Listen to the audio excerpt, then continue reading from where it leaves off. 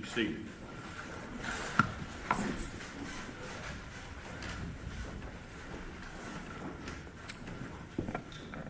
This is an action entitled State of Ohio Plaintiff versus Edward Jacob Wagner, Defendant.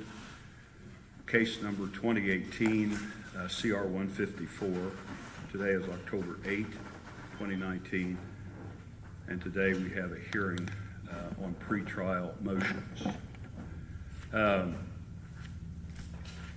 Any recording of this, either audio or video, is prohibited unless the person doing so is working for a media outlet. And Mr. Fraser here will be enforcing that for the court. Present today in court is a defendant, Edward Jacob Wagner. He is represented by both of his attorneys, Gregory Myers and William Mooney.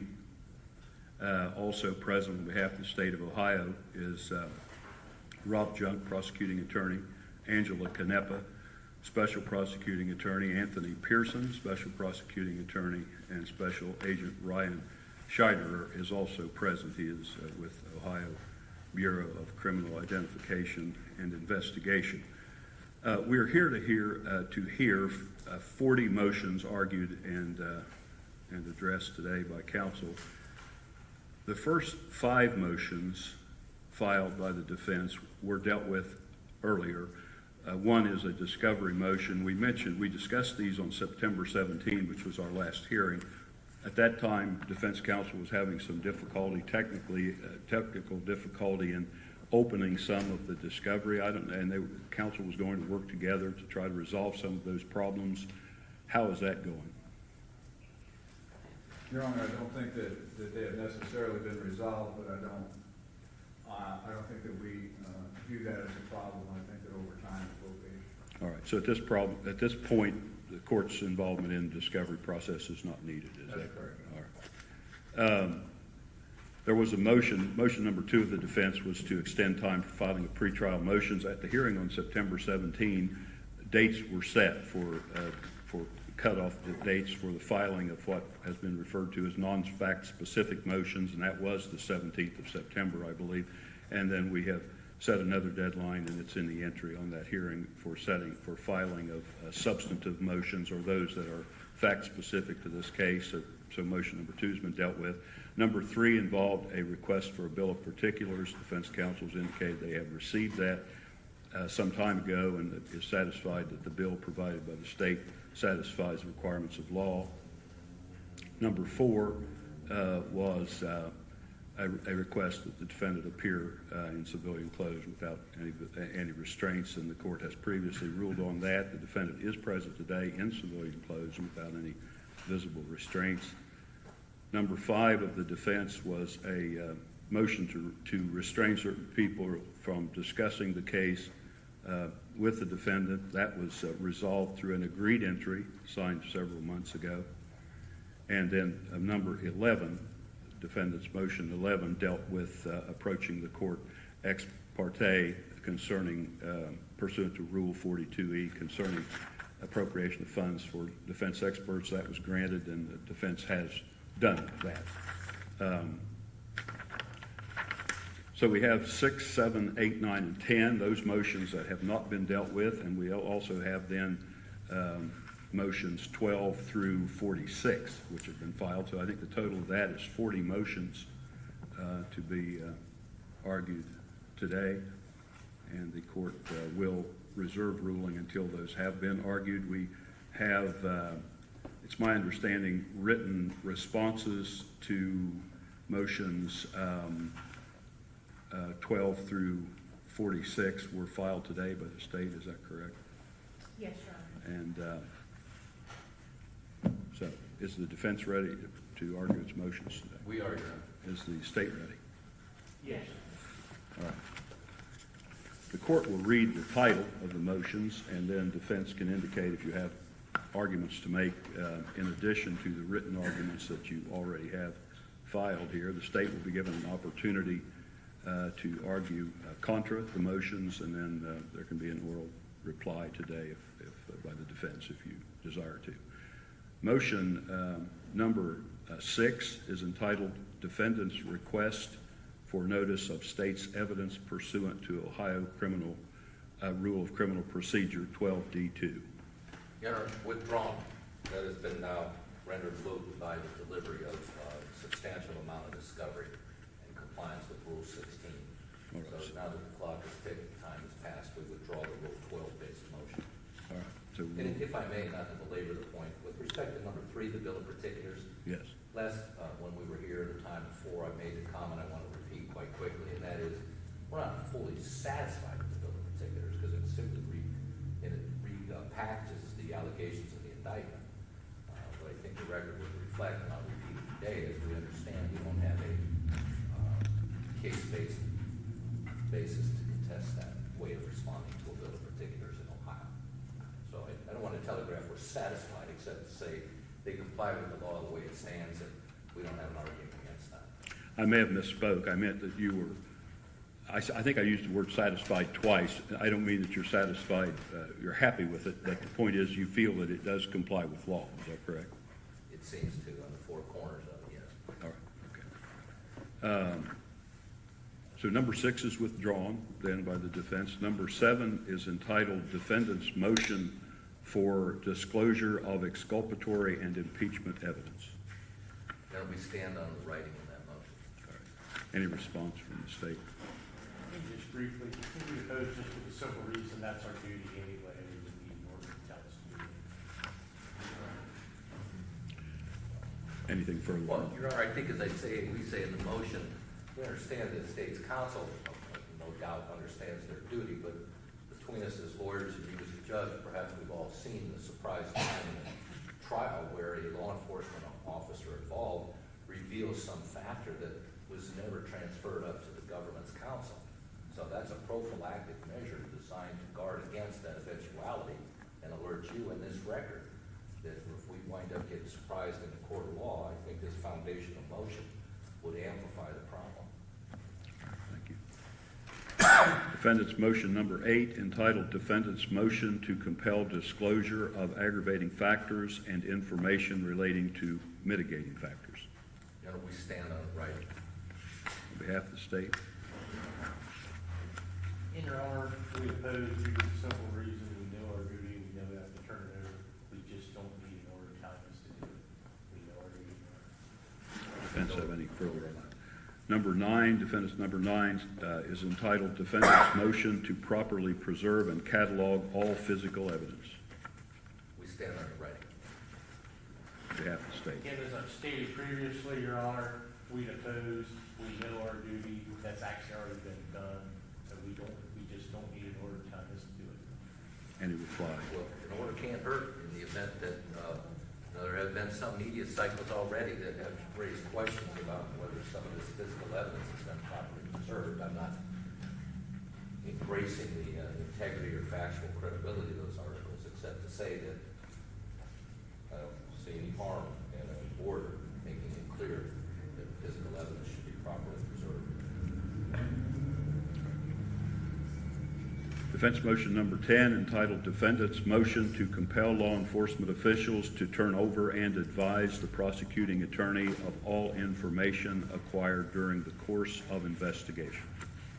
You know, that's a close companion to number 7 in the same argument obtains that unless state's counsel can be assured that all the many law enforcement officials from different agencies have dutifully conveyed information to state's counsel, there's no way to guarantee or guard against breaches of Rule 16, which would remain violations, whether they were done intentionally or not. On behalf of the state. In your honor, as the state has stated before several times, we intend to comply with the discovery rules, we intend to comply with the law, and we don't need an order to tell us to do so. In fact, sitting at our table, we have a representative of the DCI and can communicate with them if they have to turn everything over to us. Any reply argument? Any reply? No, argument? I'm sorry, no, Your Honor. Defendant's number 11 was previously dealt with, concerns matters that we've already addressed. So number 12, defendant's 12 states, is entitled Motion for Relief from Payment of Fees Related to the Issuance of Defense Subpoenas. Your Honor, the state's writing does not oppose that motion. I think that's Appreciate, we would then, if the court is inclined to grant it without opposition, we would ask the court to consider granting that in a separate freestanding entry, so that in the event we are serving subpoenas, we can attach that entry to guard against the recipient of a subpoena saying it's not enforceable for want of tendering the fee. And that's what that's designed to do, is make it enforceable even if we don't append the fee that the rule would otherwise require. Mr. Junk, on behalf of the state. We have no opposition. The court has already found the defendant indigent, so apparently he's entitled to it. All right, the court does intend to grant number 12, and we will try to include that in a separate order. Defense motion number 13, entitled Motion to Prohibit Any References to the First Phase of These Proceedings as the Guilt Phase. Your Honor, the state's written response was perhaps a parallel to what was filed back in other cases before you, opposes that, which, as we argue in writing, when we see lay people in a jury box, if out of the word of the court itself, much less lawyers, if we repeatedly say, this is the guilt phase, this is the guilt phase, words have meaning. It'd be like going to a car dealership and the guy saying, here's the lemon phase of my sales pitch. So if the state continues to oppose, then the alternative would be every other time we'll call it the innocence phase. As we recite in the writing, Mr. Wagner's presumed innocent, not presumed guilty. And the fact that we as lawyers and appellate judges call the first part of a capital trial on appeal the guilt phase, that's because the guy was found guilty. It shouldn't be a word uttered repeatedly time and again to lay jurors holding a man's life in their hand. On behalf of defense, or state, excuse me. Your Honor, we don't necessarily oppose this being referred to as the trial phase, but just for the record, I mean, the second part of the phase is called the mitigation phase, which would suggest that there's going to be mitigation that overcomes the death penalty. So I think it's a little bit of an overemphasis on the use of the words, but and there's no cite that suggests that the court's required to call it the trial phase, but we do not object, Your Honor. Any reply argument? Well, the authority cited would be that, what's that old saying, a man is presumed innocent until proven guilty. That hardly needs a citation, but I can find a few law journal articles to that point if needed. Defense motion number 14, entitled Motion to Submit a Detailed Questionnaire. Your Honor, the state objects to that in the writing that is being filed. We may suggest two things. First, as we say in the writing, a fairly detailed questionnaire in a capital case will save this court and the parties lots of time. It magnifies the efficiency of the FaceTime encounters we have with capital jurors. But if, upon review of the state's writing and objection in opposition, I might suggest you hold it in advance and we'll file a proposed detailed questionnaire by that 11/1 deadline. And it may be that when the state's counsel sees what we propose to ask, they may agree. The lengthy questionnaire, in my experience, helps both sides. On behalf of the state, Yes, Your Honor. Certainly, I think on 100% of the death penalty cases I've tried to use an extensive jury questionnaire. The opposition is that it be within reason and that if we do a detailed jury questionnaire, that the state have some input into that, which we have done previously as well. any reply? No, Your Honor. Defense number 15, entitled Motion for Special Procedures to Insulate the Veneer and the Impaneled Jury. There are two comments that are derived from the state's written response in addition to what we've already have in our predicate motion. The state objects and seems to be advocating the interests of the media under the First Amendment, Section U.S. Supreme Court cases that have adjudicated under the First Amendment media concerns about not being in a trial. I'm not representing the First Amendment. I don't think the state is either. This is controlled by the Sixth Amendment and the right to fair trial. And we think there's everything right and nothing wrong with trying to guard against prospective veneer person jurors being alerted to the case they're being called to serve on, potentially serve on. All of that should be as controlled as much as possible. And it seems, towards the tail end of their written response, the prosecution argues that our request for a order instructing court personnel, including jury commissioner, not to alert veneer persons what they're being called for, they make a kind of an unusual argument, I thought. It's moot because the state plans to tender its order to the court. I'm not quite sure how that moots an argument, since as near as I can tell, our honored adversaries are not sitting as court in this case. Does the state wish to reply or to respond? Your Honor, we would oppose, what they're asking for goes way too far. Just as a practical matter, as far as a trial date on any of these, the state imagines it would probably be in the media anyway. It's not like it's a state secret or the keys to the nuclear weapons or anything like that, as far as somebody out there knowing that they're going to be called for a juror on such and such date. We just ask the court to follow its standard procedure, Your Honor. We'd also refer you to our reply brief as well. Is there a reply argument? No, Your Honor. Defendant's motion number 16, entitled Motion for Individuals Sequestered voir dire on Death Penalty, Publicity, and Other Issues, and Alternating voir dire. Your Honor, on behalf of Mr. Wagner, as we read the state's response, maybe there's a partial objection. If I read it right, there seems to be the agreement that at least we conduct individual or minimum small group. I think we offer that as an alternative in the writing, by which I mean 4 or 5 people at a time, veneer people. But it seems to be an agreement that the topics of death penalty and publicity be conducted outside the presence of the entire veneer in the normal voir dire process. Either I take responsibility for filing the motions in our division of labor. Either I misspoke or the state misread. We were not asking for the entirety of the routine voir dire to be conducted one-on-one. So to the extent that the state arguing against that, that is not our proposition. We actually favor the split between some individuals and then the group voir dire.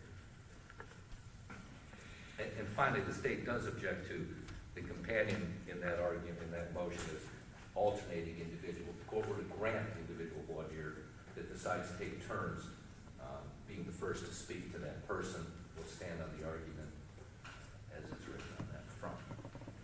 On behalf of the state. Yes, Your Honor. Mr. Myers is correct that we are in agreement with the death penalty and publicity being part of individual voir dire, which can occur in small groups. We certainly are in agreement with that. Any other issues, I think, are properly reserved for general voir dire once the jury pool has been assembled. And again, yes, we do oppose alternating voir dire. Again, there's no authority for that. The statutes and case law speak repeatedly about this because it's a state's burden that the state goes first and finishes last. And there's no authority suggesting otherwise. Any reply? No, Your Honor. Defendant's motion number 17, entitled Motion for Comprehensive voir dire. Your Honor, in addition to what we wrote, now having read just earlier this morning the state's written response, the state objects, leaning on cases from 1918 primarily, for the proposition, if I read the response correctly, that both parties should be restricted and in effect censored in terms of topics that we can voir dire on, to the extent that the court's already touched the topic. Make that more clear. If the court asks a question of the veneer, then the state seems to be making the argument neither side can touch the same topic, which kind of upends party-driven voir dire under Ohio law. Any response from the state? Yes, Your Honor. Our objection is just that this be reasonable, not carte blanche. We note that it is within the court's discretion to control the voir dire process and not to pry into matters that aren't considered reasonable or related to the matters. That's the extent of that, Your Honor. Any reply? No, Your Honor. Defendant's motion number 18, entitled Motion to Exclude Venire Persons Who Cannot Fairly Consider Mitigating Evidence and/or who would automatically vote for death upon a finding of guilt in the culpability phase. Your Honor, we fundamentally stand on the writing, but add here now, having seen the state's written response, again, that seems to be somewhat surprising, the very concluding request the state makes. And it's just one sentence. The state requests that this court deny defendant's motion to exclude veneer persons who would not consider mitigating evidence or who would automatically vote for death upon a finding of guilt. That flies square in the face of Morgan, and with all respect, if the court were to ever see a single juror who has made it clear they would automatically vote for death after finding guilt, which is what the state is asking, that's reversal. So again, we discussed the law that's applicable. It's the strain of Morgan v. Illinois and Witherspoon v. Illinois and the jurisprudence, but it most certainly is not in compliance with the Constitution for a court to reject the idea that you have to exclude those who tell you, I'm not going to listen to mitigation. And we'll have jurors who will say that. We always have it. And it would be error if this court were not to exclude those who say, eye for an eye, tooth for a tooth. We'll hear those too. We always do. So it's a little surprising the state seems to oppose this motion by favoring and handling folks who would sit in violation of the clear rule of Morgan. Response by the state? Yes, Your Honor, again, this is a premature motion. The court certainly has the right and authority to excuse jurors who indicate that they could not fairly and impartially participate as a juror in the responsibilities. However, basically the defense motion goes a bridge too far, and I don't know how the court could rule on this, because as I have discussed previously, jurors may respond that they would assign little or no weight to their family life or grades in school or whatever sorts of things. They only have to consider mitigating factors. They can assign zero weight to that. So again, it gets a little tricky, and I would just ask the court to reserve ruling on this and make those determinations on a case-by-case basis as jurors present themselves. Any reply? No, Your Honor. Defendant's motion number 19, entitled Motion to Prohibit References to the Jury that a Death Penalty Verdict is Only a Recommendation to the Trial Judge. Your Honor, in addition to what we've written and in reaction to the state's response, the state would call this court's attention to our citation of Caldwell v. Mississippi. The state then dives into the weeds of Mississippi's capital structures compared to ours. That's not the point. The Ohio Supreme Court has said more than one time, we don't favor that language. And we're asking you not to use that language because it risks diluting this serious decision that jurors have to make if they're in effect given a pass saying, hey, I just would like to hear what you have to say versus you folks hold life and death in your hand if we get to that phase of this case. And again, the Ohio Supreme Court has noted a couple of times they don't like that language. Does the state have a response? Turner, we would oppose, that's not the law in the state of Ohio, and the defense doesn't want a Mississippi case on this. What we would indicate, I'd refer to the court to a reply that indicates that the Supreme Court of Ohio has distinguished Caldwell and held that jury instructions which explain that the ultimate decision as to the imposition of the death penalty rests with the trial court, not with the jury, are accurate statements of Ohio capital sentencing law. That's State versus Stephan, contained in our brief. And I would just, again, refer the court to our brief on this. Nothing further. All right. Defendant's motion number 20, entitled Motion in Limine to Exclude Gruesome or Redundant Photographs of the Deceased.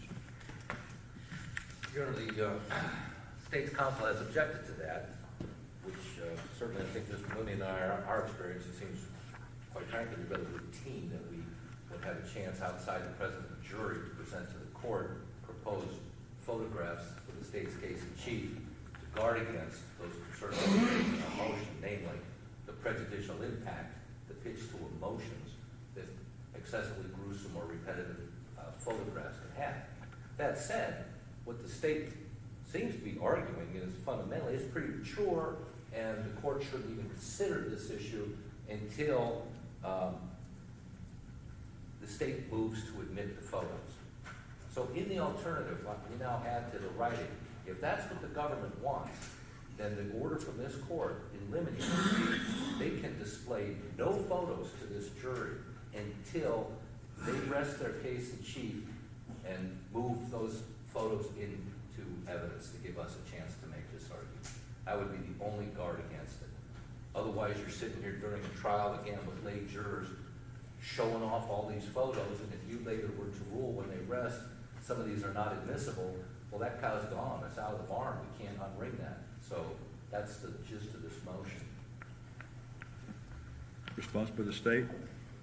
Yes, Your Honor. We do not object to the pretrial determination of the photos that are used, along with Mr. Myers. That is my experience. But again, their motions are never just that. The motion said that they want a motion at a pretrial order limiting, if not preventing, the state from admitting any gruesome photos into evidence. So of course we oppose that because unfortunately death is not pretty, and the murders certainly were not that, but they are still admissible for certain purposes, which again will be the trial court's determination. But our response cites numerous cases that uphold the admission of even sometimes gruesome photos when they're necessary to prove the facts that the state must prove beyond reasonable doubt to the jury in these cases. No. Defendant's motion number 21, entitled Motion in Limine to Prohibit the Prejudicial Display of Tangible Things and or Photographs During Trial. You know, we fundamentally stand on the writing, reading the state's response. As a fellow professional of the bar, I want to indicate, I don't suspect this team of prosecutors is going to attempt to display prejudicial things. Sometimes it happens inadvertently, but we have seen out of our office for post-trial work for men sent to death row, situations where prosecutors have kept a bloody police uniform on an easel for a whole trial, and the defense lawyer slept with the switch, never objected. That was a problem on that appeal. Cases where gruesome photographs are put up, understandably perhaps admissible in some measure, but they're shown and they stay on the screen for 5-10 minutes until somebody finally speaks up. So this is a prophylactic attempt not to insult the way the state's counsel want to try their case, but to guard, to raise our attention, to guard against inadvertent prejudicing of the jury with that type of conduct. On behalf of the state? Your Honor, the state would oppose that motion in limine is extremely premature, and we would assure the court we're not going to do anything prejudicial. We're not going to be blowing up pictures 5 by 8 or anything like that and posting them on the wall. As Mr. Myers said, we're all professionals. We know what we're supposed to do. We don't need any order telling us that, Your Honor. And we're not even at that point where we're admitting evidence. Any reply? No, Your Honor. Defendant's motion number 22, entitled Motion in Limine to Prohibit Victim Impact Evidence During the Trial and, if necessary, the mitigation phase. Your Honor, it seems by the state's response, at least this much can be said. We have an agreement that lay witnesses who are victims or decedent survivors or have an interest in the decedents cannot render their opinion as to the appropriate penalty in a capital trial. So at least that much we have common ground on. To the extent that state and federal law diverge to some degree as between what the minimum requirements the U.S. Supreme Court has held in the Payne and Booth line of cases versus what the Ohio Supreme Court has said, we stand on our written motion. Response by the state? Yes, Your Honor. Likewise, we stand on our written motion as well, because this kind of evidence is permissible both in the guilt phase and the mitigation phase under certain circumstances. So once again, a blanket denial of the admissibility of this evidence would be premature and not appropriate. Is there a reply argument No, from you don't. defense? Defendant's motion number 23, entitled Motion to Exclude Any Evidence Relating to Other Crimes, Wrongs, or Acts. Your Honor, in addition to the writing, I think the state inadvertently or certainly incorrectly has cast that motion as one bereft in detail. We do begin to target some potential other bad acts type of conduct that based on our reading of the discovery, thinking like a trial lawyer, we have anticipated maybe they'll try to throw some of that into this trial. That said, we have not yet to date on defense part received any detailed 4043B type declaration, pretrial notice by the state's counsel of any possible 404B evidence they intend to admit. So to the extent that the government wants to argue this is premature, then maybe you hold it in abeyance until unless we see whether there's a detailed, case-specific 404B notice of an intent to use, not some generic one-liner somewhere where they go, we reserve the right to introduce evidence under 404B. I think it's misspoke, 403B. On behalf of the state, Yes, Your Honor, I would agree that this is premature and not specific at this time. I think he threw into the motion that there is some evidence that Mr. Wagner was violent with one of the victims prior to the homicides, and that there were some theft issues. There's certainly other acts information. We will file a specific motion, but we have provided a general notice of intention to use other acts evidence, and we have provided them with the other acts evidence. And obviously, to the extent that he was able to anticipate that we probably are going to try to use those. But at this point, Your Honor, I think both the defense's motion and our response is generic. I think it's premature, and the court would be unable to just generically say no other acts evidence would be able to come into evidence. reply argument by the No, defense. no reply. Defendant's motion number 24, entitled Motion to Permit Defense to Admit All Relevant Mitigating Evidence in the Mitigation Phase. Your Honor, 2 quick points. First, stand primarily on the motion. Second, in response to the state's response, there is apparently a citation and argument that somehow or other we're seeking for the admission of irrelevant mitigation. Well, that's not even in the caption. That's a prophylactic motion designed to alert this court and our opponents that if we get to mitigation phase, we intend to use the full force of the law as relates to our ability to present all relevant mitigating evidence.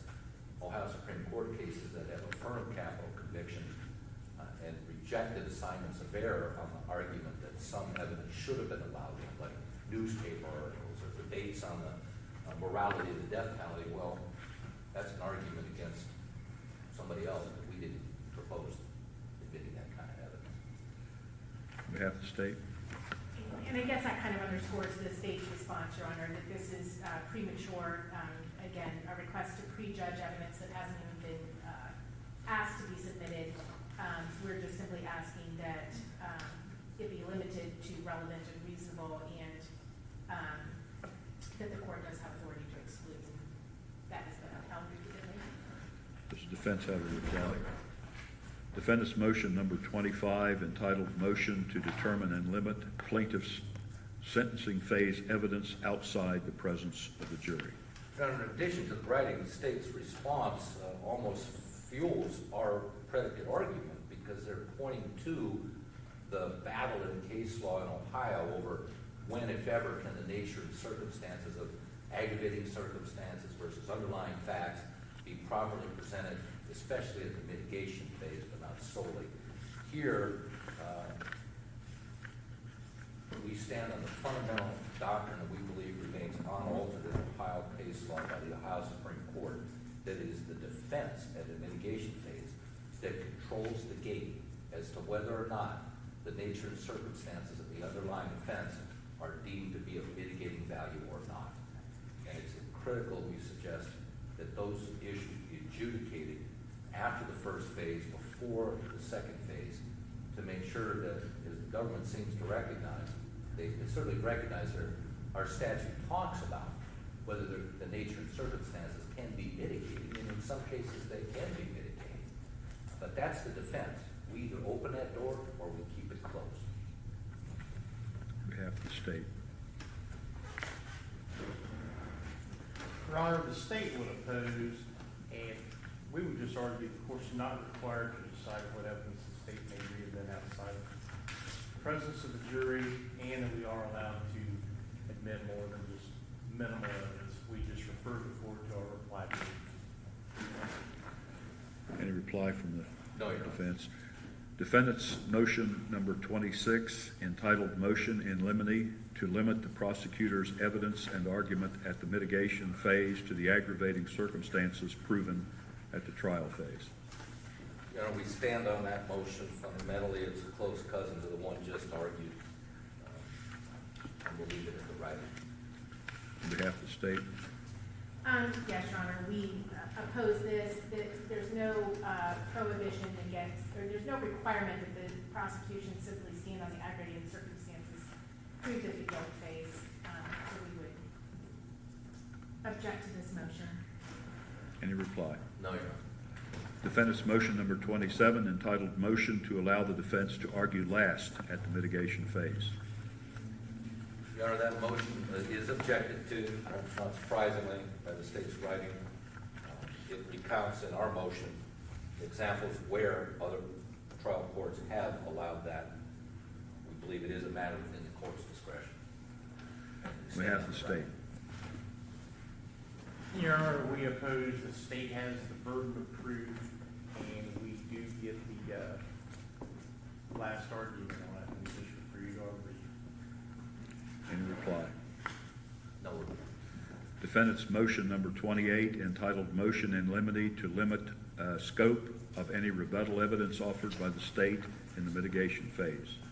Your Honor, the state's writing registers an objection to that motion. The case law we cite, I think, makes it abundantly clear that there are very serious limitations on what counts for correct rebuttal evidence at the mitigation phase of a capital case. We just call the court's attention, and that motion, like many, is designed to really to serve the purpose of a fair trial and a final trial. You know, if we wind up having mistakes made because the government thinks they can rebut with something that they never should have even let these jurors know about, under the old principle you can't unring the bell, then that's going to pound a problem into this trial record, and we're trying to avoid that. One clean, fair trial. Does the state have a response? Your Honor, we share the goal of having a clean trial in this case.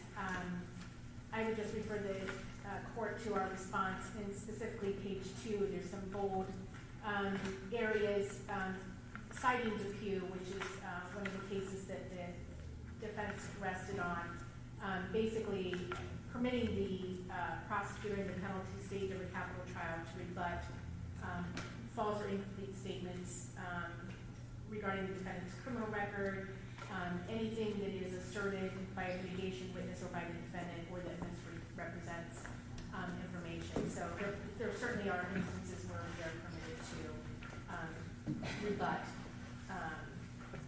their mitigation evidence.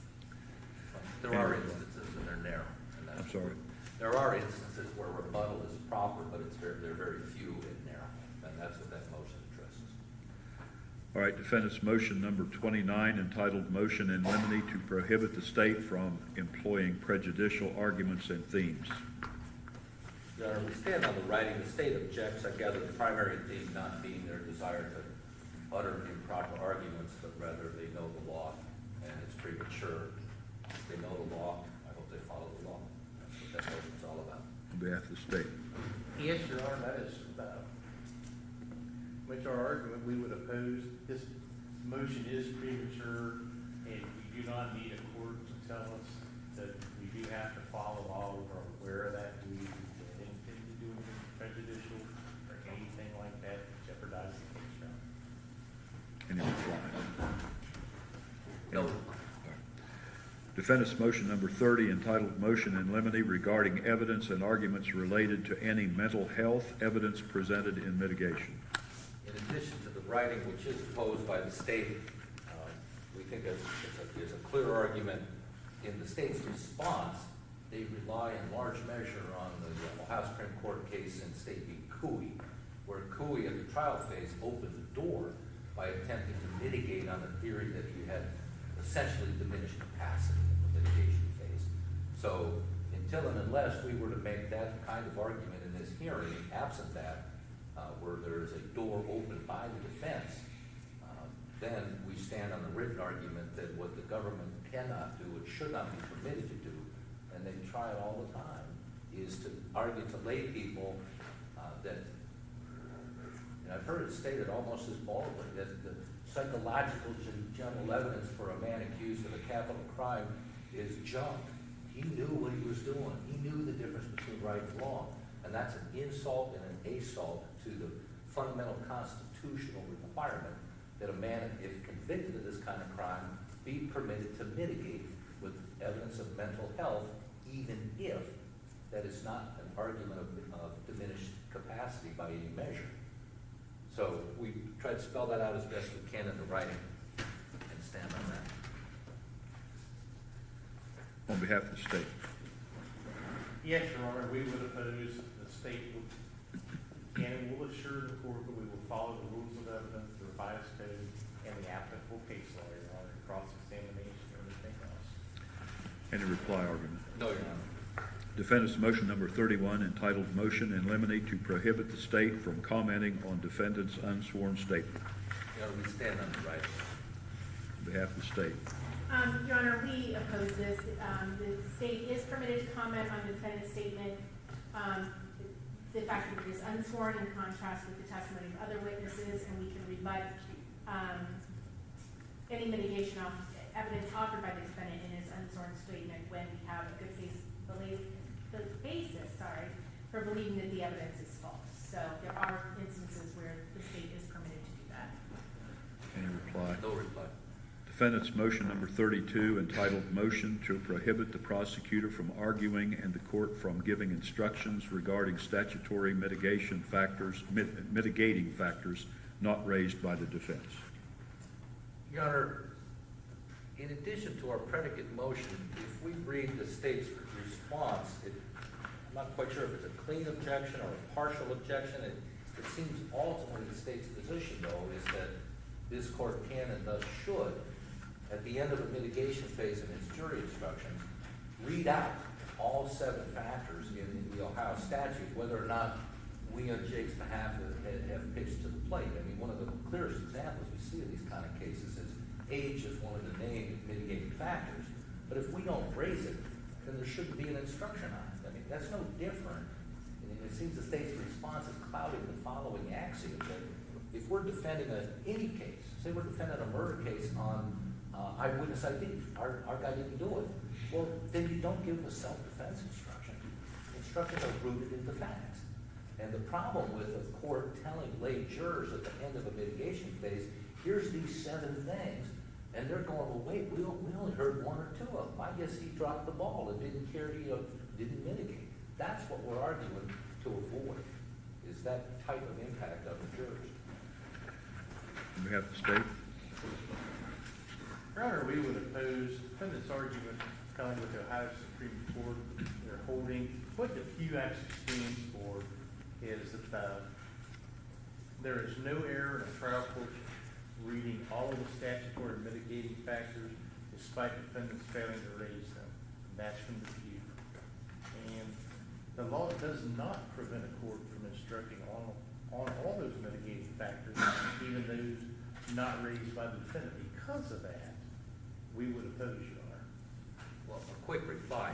You and many of those older Ohio Supreme Court cases are affirming a capital conviction and the death sentence, and they're saying it wasn't plain error. Well, what Mr. Mooney and I are doing, learning our lesson from those kind of cases, is we're objecting in advance. So there's not going to be a plain error analysis here. So if it's not plain error for that to have happened, that's one thing. But it is error to do it, to instruct on anything that isn't rooted in the facts before the jury. And that seems to be what the state's arguing they should be allowed to have here. Defendant's motion number 33, entitled Motion in Limine regarding the admissibility of mitigating evidence that postdates defendant's arrest. Your Honor, the state objected to this one, which I guess is useful that we filed it because now we know their position. The court were not to allow us to present potential mitigation post-arrest. That's going to be an error. And in their response, what the government is doing is they're pointing to all this inapposite case law. And fundamentally, and here's a clean example, if we get to the point where poor Jake Wagner is begging for his life in phase 2, and we want to, for instance, say he did well in jail awaiting trial, that's admissible mitigation evidence. But to carte blanche say there's some deadline drop day after which there can be no mitigation evidence, that makes no sense. That's not the case. That's not the state of the law. On behalf of the state. Your Honor, again, that's kind of a misstatement of our response. We are saying that, again, it's premature for the court to render an opinion on this, given there is no evidence that has been submitted here. But again, the court has the right to limit any evidence that is irrelevant, not bearing on the defendant's character, prior record, or the circumstances of the offense. And yes, we did provide several examples in our response of the United States Supreme Court upholding the exclusion of that evidence. Any No reply? reply. Defendant's motion number 34, entitled Motion to Avoid Coercive Practices During Mitigation Phase Deliberations. We stand on the written argument, which is objective. On behalf of the state. Mayor, we oppose, just quickly, our position will be the court can instruct the deadlock jury. No reply, other than what's in writing. Defendant's motion number 35, entitled Motion for Instruction that the defendant bears no burden of proof at the mitigation phase. Your Honor, the state has objected to that. It's relying on, we were both citing some of the same cases, the Ohio Supreme Court and the current version of Ohio jury instructions, which we cite in our motion, make it clear that not only did the OJI author committee, but also the Ohio Supreme Court prefer that a capital juror instructed at the mitigation phase not be told that there's all this convoluted interplay between, in the face of the statute, the defense bears the burden going forward by preponderance, at which point the burden shifts beyond reasonable doubt. It becomes a nightmarish quagmire of rhetoric and confounded lawyers, much less lay jurors. And that's why we suggest and believe that the Ohio Supreme Court itself has endorsed the position this motion takes, as has OJI. On behalf of the state. Yes, Your Honor. This case, the Ohio Supreme Court case cited by defense in their brief, the very next sentence, which seems to support that there is a change in jury instructions, the very next statement says that thus we believe that it would be the better practice for Ohio trial judges to follow the precise language of ORC 2939 OSB D1 for their penalty phase jury instructions on this subject. So we would simply ask the court to do that. Additionally, the Ohio Supreme Court has repeatedly indicated that the defense has the burden by a preponderance of evidence to establish any given mitigation factor, and then the state is required to prove beyond a reasonable doubt that the aggravating circumstances outweigh the mitigating factors, and those standards all remain intact. Any reply? All right. Defendant's motion number 36, entitled Motion to Instruct the Jury on the Specific Mitigating Factors Raised by Defense.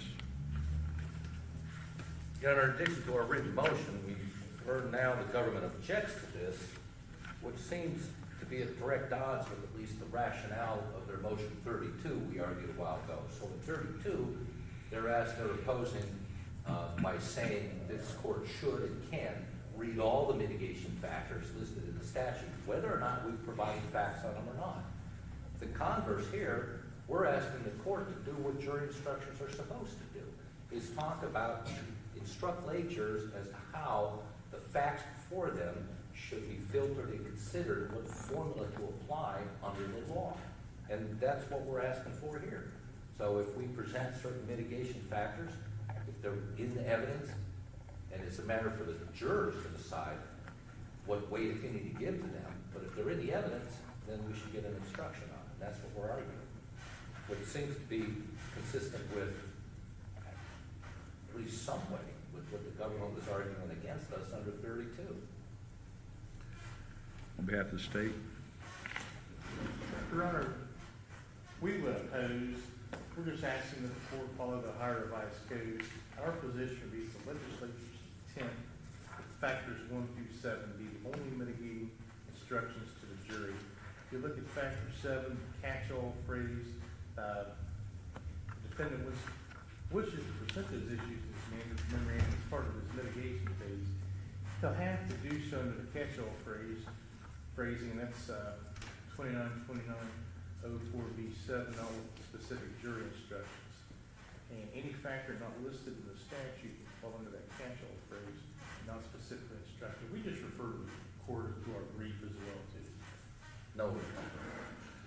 defendant's motion number 37, entitled Motion to Instruct the Jury to Consider Mercy in its Mitigation Phase Deliberations and to Prohibit the Prosecutor from Arguing that the jury should not consider mercy.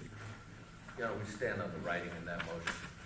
On behalf of the state, Yes, Your Honor. Again, the Ohio Supreme Court has ruled consistently and chronically that mercy, like bias, prejudice, and sympathy, is irrelevant to the duty of jurors. Not allowed to plead for mercy. He cannot argue mercy as a reason for not imposing a death sentence. The jurors cannot be instructed to consider mercy, and the prosecutor may properly argue that jurors should not consider mercy. No reply. defendant's motion number 38, entitled Motion to Instruct the Jurors that they may consider residual doubt as a mitigating factor. Nothing in addition to the written motion. Anything on behalf of the state? Your Honor, same argument as to the mercy. The courts have held repeatedly that it is not an acceptable mitigating factor under the Ohio Vice Code. Any reply? No, Your Honor. Defendant's motion number 39, entitled Motion in Limine Prohibiting a comments on the cost to taxpayers for defendant's defense, and prohibiting A, comments on the cost to taxpayers of defendant's defense, and B, comments on the cost connected with defense experts. Your Honor, in addition to our writing, what the state's written response would seems to be saying, and it's perhaps not all that clear. First, they indicate the state notes it will follow the relevant law on these issues, but it takes no clear position on what they deem that relevant law to be, given the specific requests we make. And then, in keeping with the pattern we've seen in these state responses, because they're declaring we know what the law is, we don't need the judge then to grant this motion to tell us to follow that law, leaving us as defense counsel unaware of whether they agree or disagree that the matters of cost are not relevant and are prejudicial in a capital case where a client is represented, is deemed indigent and represented by a court-appointed counsel. On behalf of the state, Your Honor, as the state has emphasized multiple times this afternoon, we will follow the law, we will follow the rules of evidence. We don't have to be ordered to do so. And this motion actually is very premature because we're not even at this point in the trial yet either. Well, quick reply, Judge. There are cases in Ohio jurisprudence where individuals sentenced to death are up on appeal, and what at that point is often deemed either harmless error or not plain error is the fact that some prosecutor, often in Hamilton County, as fate would have it, has taken it upon himself or herself to try to lambaste and denigrate the defense by pointing out to the taxpayer seated in the box that they're paying for the public defenders representing the indigent accused, that they're paying for the doctor called to the stand. That's wholesale inappropriate, and some generic utterance, we get that, does not guard against it inadvertently or wittingly poisoning this panel. So there's nothing wrong with running that motion. Defendant's motion number 40 entitled Motion to Dismiss Capital Components of the Case Due to Constitutional and International Law Violations. We stand on the right of that motion. On behalf of the state. State opposes, Your Honor, refer the court to our brief. Any reply? No, Your Honor. Defendant's motion number 41 entitled Motion for a Courtroom Decorum Order to Ensure a Fair Trial. Your Honor, the state is not opposing that one, so if that's in keeping with the court's idea as well, maybe we could knock out an agreed decorum entry to set down the rules for people attending the trial. On behalf of the state. We're in agreement, Your Honor, as long as we get into it. There's some, does counsel wish to suggest when that would be done? We might be able to get that, well, certainly I think by December 11th, we don't forget. You know, some of the basics are outlined in the law we've cited about, you know, T-shirts and stuff like that are understandable and fine, except not when a jury's in the box. Right. Actually, I believe we've discussed this in the other cases as well, too, I'm sure. I know it was discussed in the other cases. I asked, and I think in a couple of the other arguments, there are paragraphs 1, 2, and 3 that appear in the memorandum of the defendant's motion 41, whether the state had any objections as to the language in 1, 2, and 3, and I maybe the state could respond to that here. Was there a problem with any of that language? I believe we were in agreement with that language as we talked about in the other cases. But we can get together and get one hashed out. That should not be a problem.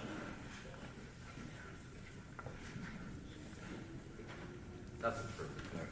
Defendant's number 42, motion number 42, entitled Defendant's Motion in Limine regarding Ohio Rules of Evidence 8038, limited admissibility of law enforcement records. Your Honor, in addition to the writing, which for what it's worth is a motion filed in this capital case at this juncture because there have been other capital trials where it was a rule of hearsay that opponents and sometimes even the court was unaware of because it's not used that often. In this case, we bring it forward. I'm not sure if the government is objecting on the fundamentals. I mean, 8038 says what it says. Certainly they're understandably pointing the court to some rulings where courts have said, yeah, but this kind of evidence can't pass through the 8038 portal, or in other instances, some very rudimentary police records were deemed admissible when offered by the state as opposed to the defense. So, if nothing else, not to in any way pretend to make the state's argument one way or the other for them, maybe that's one we just hold in advance and wait to see if it pops up in litigation in the trial. On behalf of the state. However, the state would oppose at this point, and we can assure the court will follow the rules of evidence, such as 8038, and at this point, we're not in a position where we're offering evidence or anything like that at all. So it's entirely premature. We can maybe hold that in advance. No reply. Defendant's motion number 43 entitled Motion for a Pretrial Copy of the Transcript of the Grand Jury Proceedings. Your Honor, this is the sole motion today that the defendant would ask the court to permit us to submit a reply to the state's response. We had a chance as off the record, just with the court and counsel for the state, we do just general information, always repeat it out here. But we all ready to go today kind of thing. So when in chambers, we flagged the fact the defense would like to reply to that. If the court's inclined to grant that, we would get it filed under the November 1st deadline, and I would hold any further argument for Mr. Wagner until the next time we're before you. So a reply to that could be filed by, you're saying by when? Yeah, I would recommend, in fact, that we follow the scheduling order the court laid down the last time we were here. We'll submit a reply to their response to our 43. To the extent that our reply to their response rests on additional facts, we fully understand that the state may want to respond again. And you don't oppose that, and then we'll argue the merits of it when we're before the court on December 11th. All right. But your reply to their response would be by how long do you think you would need? That would be November 11th. And then November 1. November 1, I'm sorry. Okay. We have a November 1 case-specific deadline, so we'll add that into that deadline. The Okay. state has a reply date to the motions we'll file by November 1st. Okay. And just flagging the fact that I get in fairness, if they want to come back at us, quote unquote, then I suppose they'll do it by your due date. So this motion will sort of be put in with the substantive motions, Case-specific. case-specific motions. Thank you. All right. Is that acceptable with the state? That is acceptable to the state, Your Honor. Okay. Is there anything the state wishes to argue today on this? No,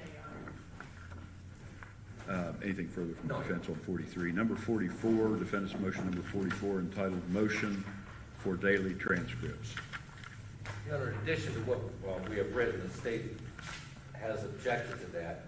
Frankly, in some longer trials, and this is no doubt going to be a long trial, the daily transcript is a benefit to advocates for both sides.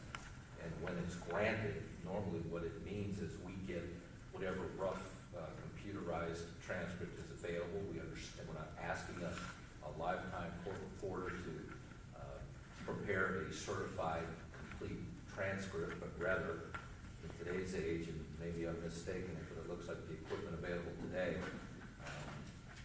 can generate rapidly copies that can be emailed to counsel. Another co-counsel and I did a 10-week trial in federal court 2 years ago, and that's what we did there. We had the modern computerized stenographic machine, and we got that version of it, whatever it was. Nobody was allowed to cry foul about accuracy, but it was a sort of a memory device to help deal with cross-examination in both directions and ultimately to prepare for closing after a very lengthy trial. On behalf of the state? Yes, Your Honor, we would oppose this. I don't think we have the capabilities that Mr. Myers is describing that the federal friends have. Additionally, it is an undue burden on the court and the court reporters as well. And the case cited is for transcripts of prior proceedings, not ongoing proceedings. So we would oppose this motion, Your Honor. Then a quick reply that the fact that I hearken as an example to a federal court had nothing to do with that situation with the court being loaded with the federal cash as opposed to a state strapped cash court. It had to do with how different it is in the computerized modern era of stenography.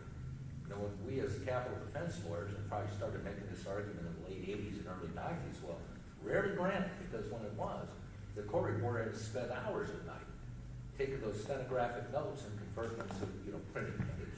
All we're asking for is hit, save, attach, and send. Defendant's motion number 45, entitled Motion for Written Jury Instructions and an Opportunity to Review Them Before the Jury is Instructed. However, the state's writing does not object to this, so I guess it's before you move the writing. No objection, that's this court's standard practice at every trial I've done. That's correct. It is, of course, standard practice, so I would anticipate granting number 45. Defendant's motion number 46, entitled Motion for Rulings on All Motions No Later Than the Start of voir dire. Your Honor, in addition to our writing and in reply to the state's written response that we reviewed today, the state fundamentally seems to be taking the position that there may be some of our motions that cannot be adjudicated until we're in that trial. And without giving the ground of the entire purpose of our predicate motion, that may be true. There may be some of these motions in limine that we put before you in order to raise our red flags, but they cannot be fully adjudicated and decided until and unless the issue arrives during the trial. That said, any motions that are capable of adjudication pre-trial, we would ask to be adjudicated before we begin voir dire, so we know the lay of the land for the battle to come. On behalf of the state. We propose a blanket Mr. Myers said, and we would actually agree with this part of it, there are some situations brought up in these motions that can't be adjudicated until we get into trial. And we have no problem with a motion that can be adjudicated and voted on beforehand being done so. But there are some that absolutely can't be done until we get to trial. Nothing. In reply. That concludes the 46 motions. Were there any other matters that the state wishes to be brought forward on this record? No, Your Honor. Anything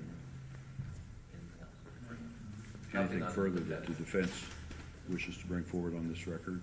No, Your Honor, thank you. Let me ask you, Mr. Wagner. You've seen your attorneys in action here today. Do you remain satisfied with the representation you're getting from these two gentlemen? Yes, Your Honor. And you may talk to your attorneys before answering this, but are there any other problems that you wish to bring to the attention of the board? Not that I could understand, sir. All right, if there's nothing further, then Nothing, we thank will you. adjourn. Thank you, Your Honor. You're welcome.